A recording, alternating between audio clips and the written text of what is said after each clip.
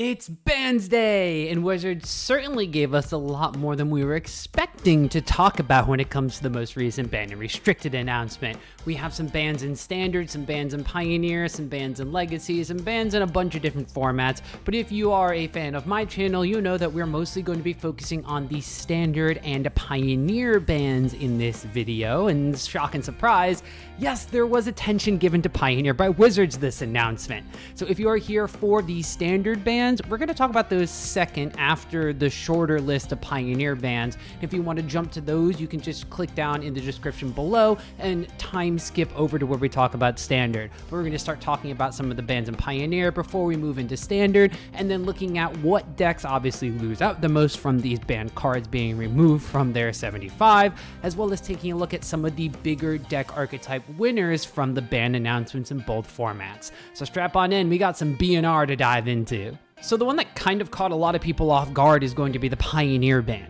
Heartfire Hero hits the ban list in the second format that it was legal in. Now, I don't necessarily know if anybody else thought about this, but taking a look at Heartfire Hero's 1/1 Valiant Body, I didn't think that this was going to be the card that really ate the ban hammer across multiple formats. Now, this card in general has been a bit of a menace, specifically when paired with fling effects such as Burn Together from Callous Sellsword, in addition to a bunch of pump effects. It has also had a little bit of trouble because the mouse package that was printed around the card in Bloomborough, featuring itself as well as Manifold Mouse and Emberheart Challenger, has been a bit difficult for the decks in the two formats it was legal in, Standard and Pioneer, to really deal with over the course of time. Now in Standard, it wound up getting banned out for a couple of different reasons, but in Pioneer, mono red aggro, which is basically a port of the Standard deck with a couple of Pioneer legal lands and spells like Kumano Fake's Kakazan,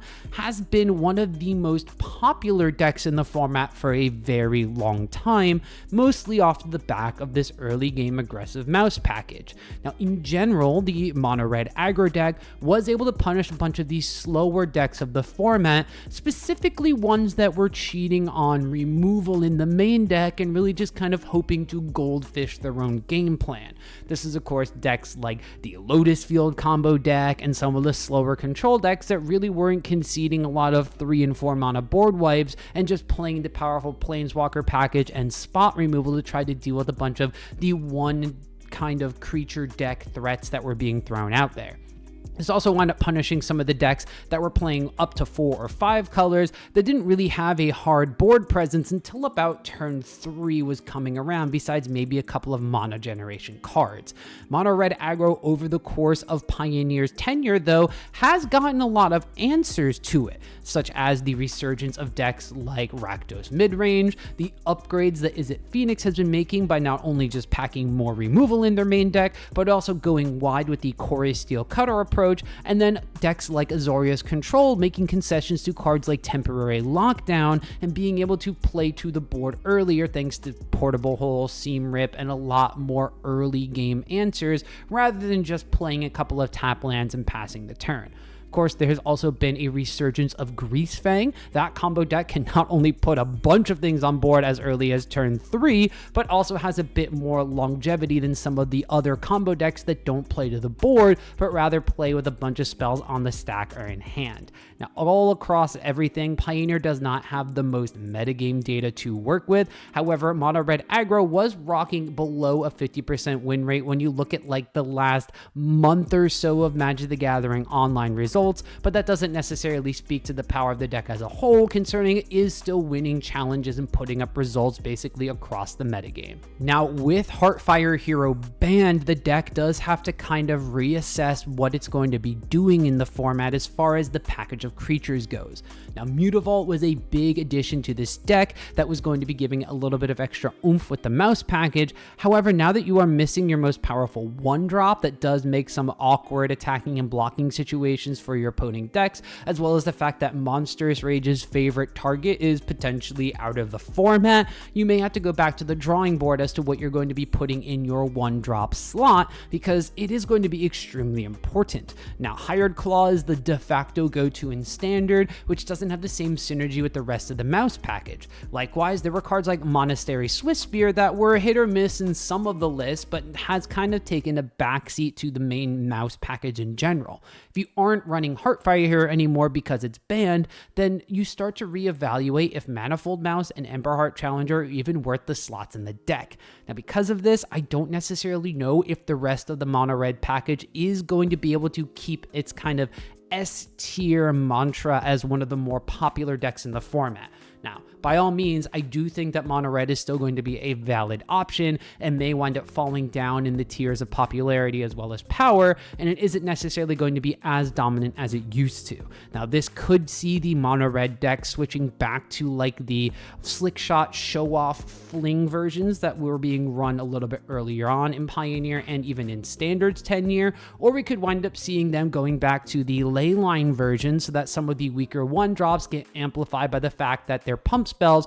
are now triggering twice on their own effects. So there are still options what the mono red deck can potentially switch to. So while the main cause of the deck doing well in Heartfire Hero on the mouse package is going to be taking quite a hit and basically going to be non-existent in the format anymore, I do think that the deck still has options to pivot to, albeit not as strong as it was before. Now, again, we don't necessarily have the most data on the Pioneer metagame in general, and Mono Red, while it was one of the most played decks in the format, over the course of the last few months of pilots not only kind of switching off to newer decks, but also trying to figure out ways to take it down on their own, the Mono Red aggro deck wound up dropping down in win rate overall, as well as not necessarily having the most good head-to-head matchups in general. So when we're looking at decks that are actually going to benefit from this ban, there's not a ton of decks at the top of the table that aren't necessarily already pretty good against the mono red deck. Rakdos midrange had a winning win rate against it. Azorius Control was pretty close to 50-50, although they did have options, especially post sideboard, to really deal with the deck. Phoenix was getting faster in order to deal with it, and the newer versions of Orzhov Greasefang that could just kind of block things that weren't already trampling over their 1 toughness creatures, and then of course threaten the Greasefang combo, were just going to potentially run over the mono red deck. So already 4 of the more popular decks in the format aren't too affected by this. Now, if you wind up looking at some of the decks that haven't necessarily been floating around the metagame as highly as they used to, some of the Rona combo decks, things like Lotus Field combo, or even the Azorius Lotus Field control deck, as well as other versions of Greasefang like Abzan or Mardu, those decks may benefit just from the fact that one of the faster aggressive decks in the format is no longer going to be being played as much. So those decks that were struggling because they were a little bit slower to set things up and we're going to have to concede a couple of those turns, that's these decks that are going to be a little bit more powerful now that mono red is out of the picture. Likewise, decks like Niv-to-Light that didn't necessarily have room for the most monocolored sweepers and needed to rely on things like a Deafening Clarion, which was not going to be the greatest against a larger 4/4 Heartfire Hero, or could potentially blow up in their face as a bunch of 3/3 Heartfire Heroes hit them for a lightning bolt on the way out of them clearing the battlefield. Those decks may also come back into the fold as they don't necessarily need to be running this lower interaction that was cutting into their main game plan slots and kind of stretching the decks thin a little bit. I do think that that 4-color and 5-color Enigmatic Incarnation deck had a bit of a better matchup thanks to a lot of Chain to the Rocks, Temporary Lockdown type things that it could potentially run. However, that deck may also kind of pick up in popularity because running Temporary Lockdown when you're trying to run 1 and 2 mana enchantments to kind of go up the chain isn't necessarily the best thing in the world. So the multicolor decks and the slower combo-centric decks are going to be ones that win out from Heartfire Hero kicking the bucket in Pioneer.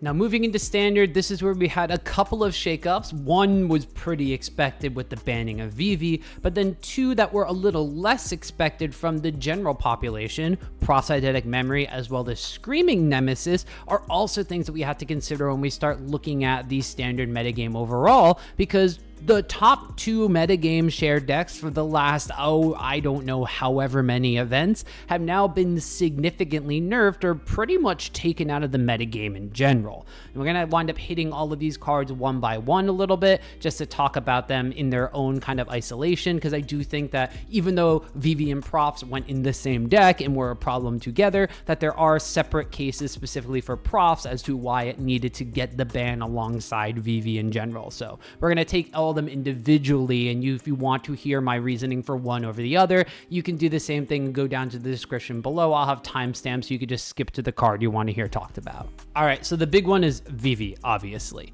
Now, Vivi and Agatha's Soul Cauldron came together to form a very powerful synergistic deck combination that PVDGR wound up coming up with for Pro Tour Final Fantasy, and it basically ran away with the metagame ever since then. Now, there has been iterations on the original idea of the deck, but the core kind of engine of Vivi being put into a pot of soup and then making all of your creatures with counters on it able to utilize Vivi's ability way better than Vivi was really able to utilize its own ability is the kind of reason why the deck was doing so well. Not only did you wind up having a way to generate a bunch of mana with your creatures, but you were incentivized to grow them larger by putting counters on them with cards like Eidetic Soul Cauldron, putting counters on them with cards such as Proft's Eidetic Memory, and then running creatures that would be synergistic with these draw discard effects to put counters on themselves, like Marauding Mako. Then you wind up having a bunch of creatures that just basically embody card velocity, Fear of Missing Out, Steam Core Scholar, and then of course the big bad daddy of Edge of Eternities, Quantum Riddler, came into existence, and now all of a sudden you're going up in card advantage because you are going down in cards to discard and putting counters on your Makos and counters on your Profts, and everything's just going all over the place. You actually wind up getting Delirium quite easily in this too, because you have instant sorceries, creatures, lands, everything hitting the bin, and then of course Fear of Missing Out and Proft's Eidetic Memory are enchantments, and you don't really need more than one Profts, and even if you do have one in play, you can just put the other one in the graveyard by legendary ruling them away. So you hit Delirium really easily and your FOMO's popped off, and you wind up winning games just through combat after long convoluted turns, and not necessarily even because Vivi itself got large. It was just the fact that he was sitting in a pot of soup helping the rest of the deck function. Now, I don't think I necessarily need to go over why Vivi needed to be banned. Just looking at the statistics from my previous video on the MSS Spider-Man in Liverpool, the deck had no bad head-to-head matchups when you look at the top 10 decks that were played against it in the room. You wind up having the lowest win rate overall, besides the mirror being 50-50, that's how mirror matches work, was 55.6% win rate against the Simic Omniscience deck, the Kona Beast Omniscience pile deck that kind of replaced the old Abuelo's Omniscience deck, although it's a little bit more susceptible to some hate cards because it's creature based now instead of being spell and graveyard based. But in general, you wind up having a deck that is way too powerful against any deck that is gearing up to try to take it down, while also having an absurd win rate against the rest of the field. You have to go down in Liverpool to the, well, I think this is like 12th deck or something on the list of decks that I have here to find a slightly losing matchup for the Vivi Cauldron list, which was Selesnya Landfall, which had a 33% win rate or 66.7% in favor of the Selesnya Landfall deck across 15 total matches altogether. So you had to be attacking Vivi on a very specific axis that didn't necessarily line up against the rest of the decks in the format, which means that these other decks were then preying upon the rest of them while also still gunning for the fact that they were trying to configure their decks to beat Vivi in a way that they actually didn't wind up winning with. Now, I do want to move on to Proft's Eidetic Memory before we talk about what decks are going to benefit from the Vivi ban, because these two do go hand in hand a bit, and talking about one and then saying what decks are going to be winning out without talking about the other one is going to kind of be a little disingenuous, and you might miss some of the reasoning as to why these other decks are going to be good, because more than just Vivi has been banned away from the deck.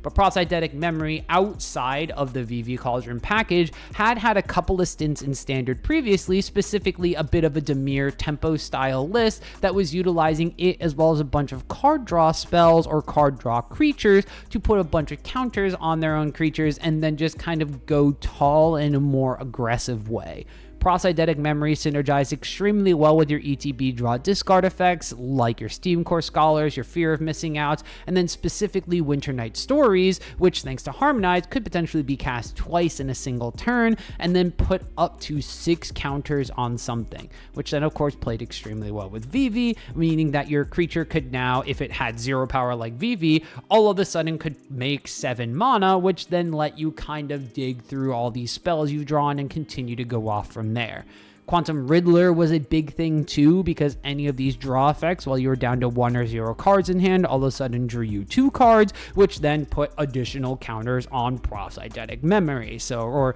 let you put additional counters on your creatures thanks to Proft Eidetic Memory, which people usually represent by putting a counter on it. So Proft, in and of itself,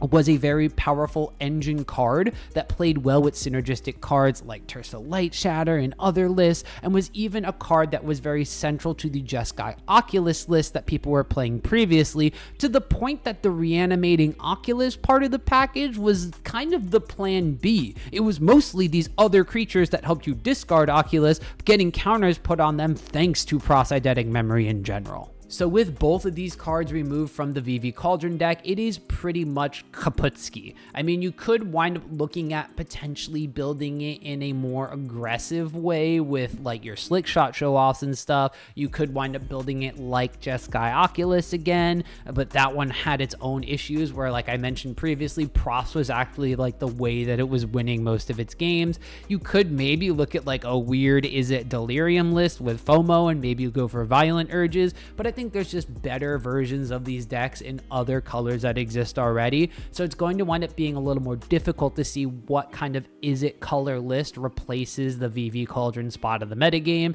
It could just wind up being an Is It Prowess list that does wind up being a little more aggro. You still have Drake Hatcher, Slick Shot Show Off, and you are getting a couple of cards in Avatar that either have prowess or firebending effects that you can take advantage of in a shell like that, but it's going to take a couple of cards and a couple of weeks of testing before we wind up finding the exact Is It replacement for the Vivi deck. I do think that the Otter lists, whether it be Is It or Teamer, with or without Storm Splitter combo, are going to be kind of taking a bit of this metagame share again, not to the point where it's going to be the top deck in the metagame by far, let alone maybe even breaking into the top 10 in general. Just a lot of the pilots that are going to be going for a more combo-centric dig through your deck and win the game in one turn type play like Vivi was doing may wind up drifting back towards that style of deck. However, the decks that are going to be winning out from this Vivi ban are, well, basically all the decks in the format, because everything was having a hard time fighting against the Vivi Cauldron deck, let's be completely honest. However, the decks that are going to be a little bit more better off are going to be decks like Dimir Midrange. Now, Dimir Midrange had a losing matchup into the Vivi deck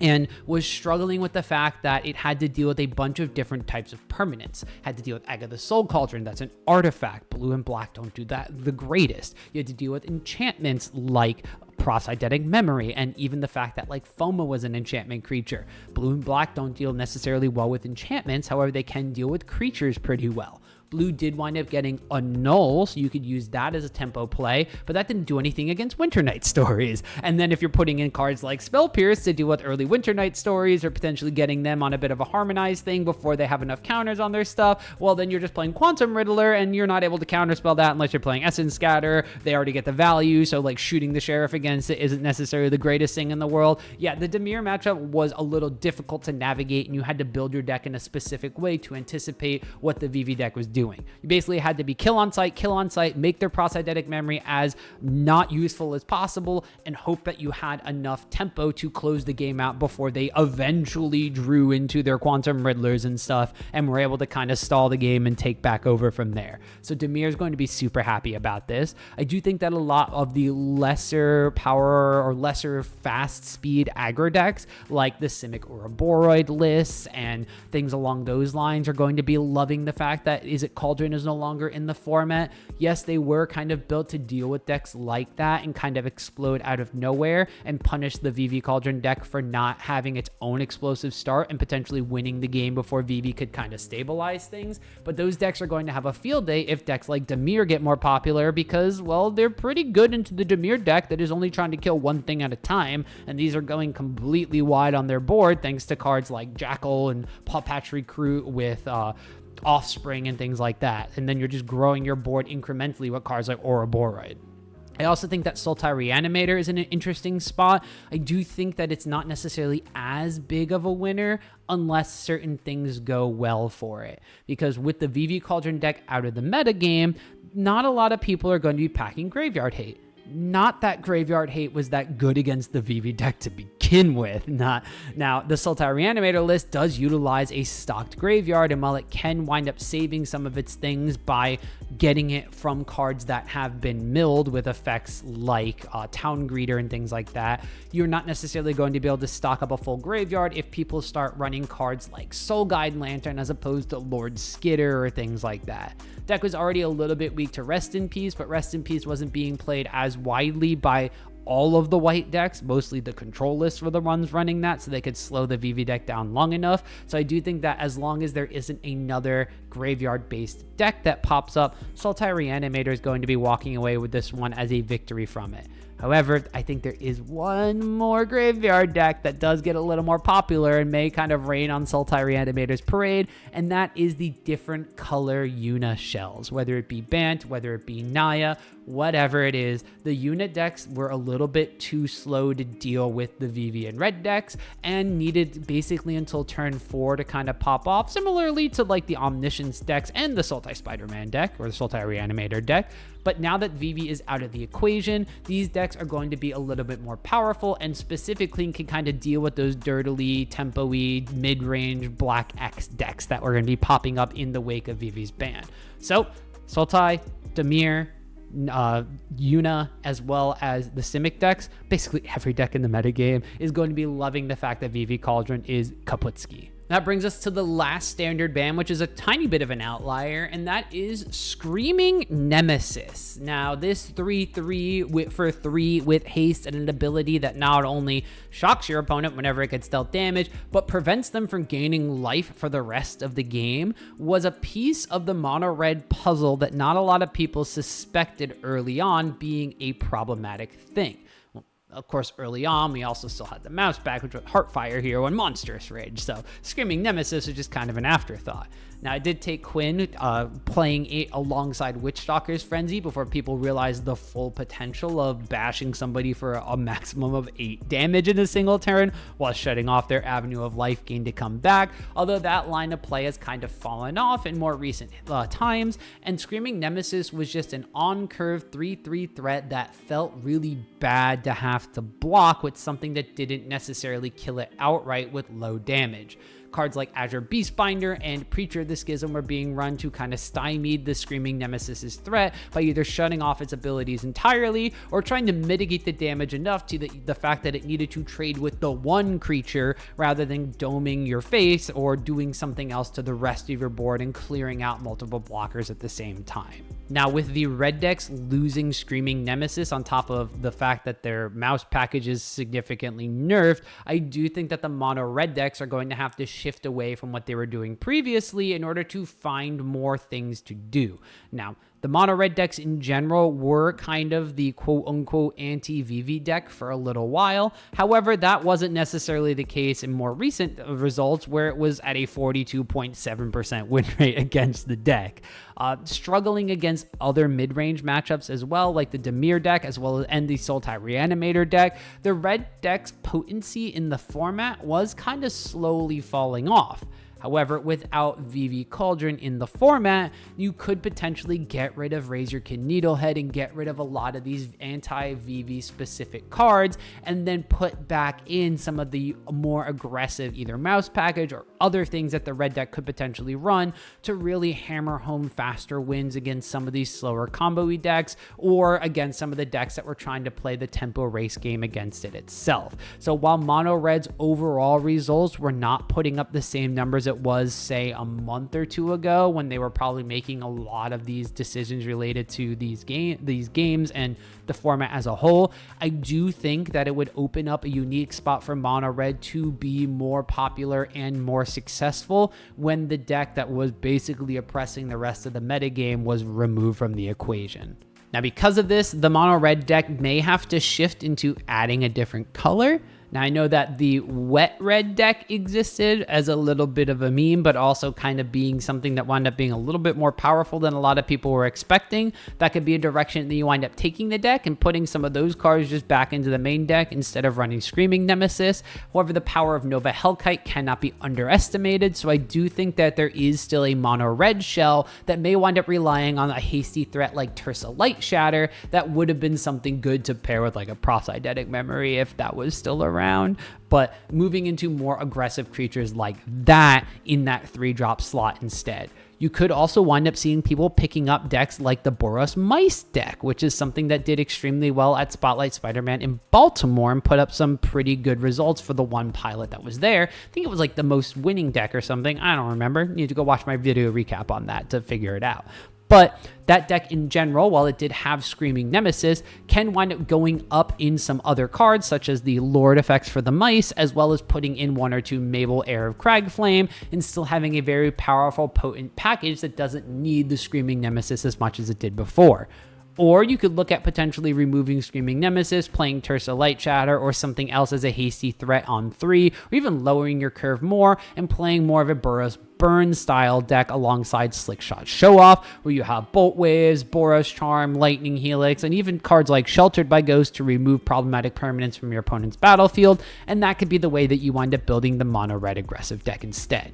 Now, decks that are going to be happy to see Screaming Nemesis out of the metagame and taking mono red down a notch in power level overall are going to be decks like the Simic Ouroboros list. Now, that deck did wind up going a little bit wider, but did want to build up a bit of a board state. And the pressure that mono red was able to apply as early as turn 1 from cards like Hired Claw and Burnout Bastronaut and just a bunch of these creatures that did better than the Ouroboros deck's creatures in combat for the first 2 or 3 turns of the game, as well as the fact that a Screaming Nemesis being blocked could 2-for-1 a board state for something like that. Those decks are going to be happy to see the mono red deck out of the way. Likewise, a lot of the control decks are going to be happy to see mono red gone. The 4-color control decks in specifically with mystical teachings that need a little bit more time to set up than like the Jeskai or Azorius ones that are running either Shiko or more of like the blue-white removal spells like Split Up and things like that.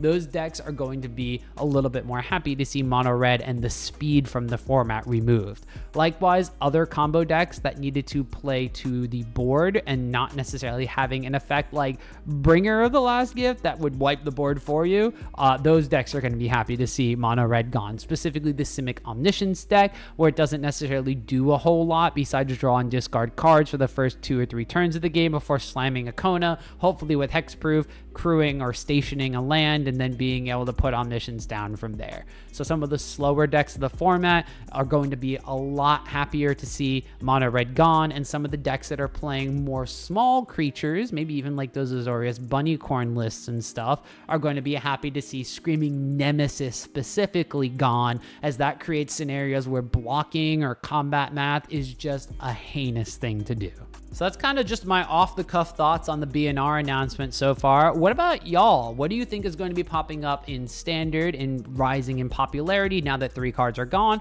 Or what do you think Pioneer is going to do now that just 1 card has been banned away and that there's a lot of other things out there that people still think could be potentially problematic for the Pioneer format? Let me know down in the comments below. And while you're there, you can give this video a thumbs up so that everybody out there in YouTube algorithm land knows that you like hearing my opinions on Magic the Gathering for, I don't even know how long I've been talking. I'll figure it out when I start editing the video altogether. But while you're down there, if you are so inclined to, you can click the join button there or on my main channel's homepage, and you could show your support monetarily by becoming one of my members. Members do get special membership perks, such as early access to videos like this one, as well as members only posts, such as a giant Dimir mid-range guide that I accidentally vomited on everybody the other day, and Discord access so that they can chat with myself, show me your list, we could talk Magic, Magic when I'm supposed to be doing things like working or sleeping, and you guys can get your thoughts out there and just share what you're working on, and we can celebrate each other's RCQ victories or defeats like my own